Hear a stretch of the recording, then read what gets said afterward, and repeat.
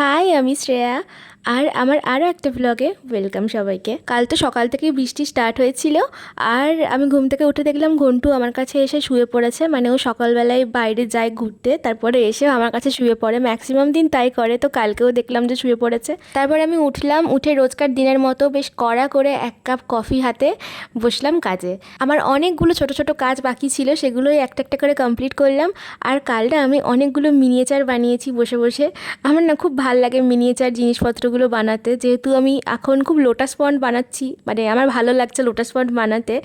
তো তাই আমি খুব ছোট ছোট কতগুলো পদ্ম ফুল, তারপর একটু বড় সাইজের পদ্ম ফুল, পদ্ম পাতা এইসবই বানাচ্ছি। আর আমার না ভীষণ ভালো লাগছে, মানে আমি যা যা কিছু বানিয়েছি সবগুলো বানানোর পর একটা আলাদাই স্যাটিসফ্যাকশন কাজ করছে। আমার যত মন খারাপ, যত অ্যাংজাইটি যা কিছু ছিল সব কিছু যেমন এক নিমেষে মিটে যাচ্ছে। এটা একটা ম্যাজিক আমার জন্য। আর এই সমস্ত কাজগুলো কমপ্লিট করার পর আমি লাঞ্চ করে নিয়েছিলাম। লাঞ্চ করার পর কটা ক্যালিগ্রাফি ছিল, সেগুলো একটা একটা করে লিখলাম, লিখে পোস্ট করলাম।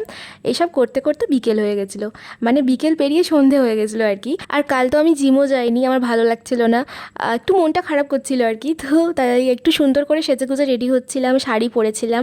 শাড়ি পরে সেজেগুজে কটা সুন্দর সুন্দর ছবি তুললে আমার ভালো লাগে, আমার মন ভালো হয়ে যায়। আমাদের এখানে সামনেটায় একটা মন্দির আছে, আর মন্দিরের লাগোয়া একটা ঘাট আছে। ঘাটের পাড়ে একটু বসছিলাম, কিছুক্ষণ ওখানে চুপ করে বসেছিলাম, কোনো কথা বলছিলাম না। তারপর কটা ছবি তুললাম, কটা ভিডিও বানালাম, মনটা এক নিমেষে ভালো হয়ে গেছিলো। তারপর আরও কিছুক্ষণ বসে বাড়ি ফিরলাম, তাড়াতাড়ি বাড়ি ফিরে গেছিলাম।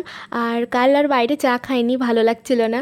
আমার ইচ্ছা করছিল যে আমি বাড়িতে চা বানাবো, কারণ আমি এখন বাড়িতে খুব ভালো চা বানাই। মানে আমি আগে একেবারেই দুধ চা বানাতে পারতাম না, কিন্তু ইদানিং যেটা হয়েছে সেটা হলো যে আমি বাড়িতে দারুণ চা বানাচ্ছি, মানে একেবারে মুখে লেগে থাকার মতো চা বানাচ্ছি। আর তারপর থেকে না আমার বাইরে কোথাও গিয়ে চা খেতে একদম ভালো লাগছে না, স্পেশালি যখন দুধ চার ব্যাপারটা আসে। তারপর এক কাপ গরম গরম কড়া করে চা বানিয়ে আমি বসেছিলাম কাজে, কারণ অনেক কাজ বাকি ছিল, সেগুলো সব কমপ্লিট করতে হতো। আর তারপর ডিনারটা অনেক লেট করেই করেছিলাম। রাতে বেশি কিছু খাইনি, খেয়েছিলাম পেঁয়াজ দিয়ে পোস্ত বাটি বেশ ঝাল ঝাল করে, আর তার সাথে একটু ভাত।